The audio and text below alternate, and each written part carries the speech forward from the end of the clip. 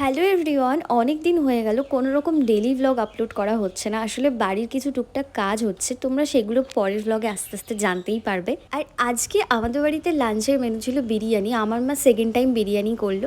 তারপর চলে আসে আমার কতগুলো পার্সেল, আর আমার পার্সেল আসলে না সব থেকে বেশি এক্সাইটেড থাকে ননি।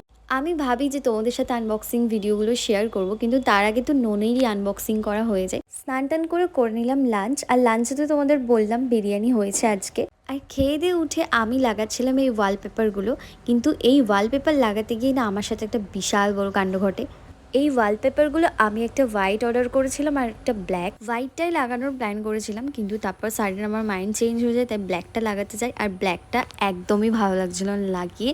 তো একটা তো অলরেডি দেখতেই পাচ্ছ যে পুরো খারাপ হয়ে গেল।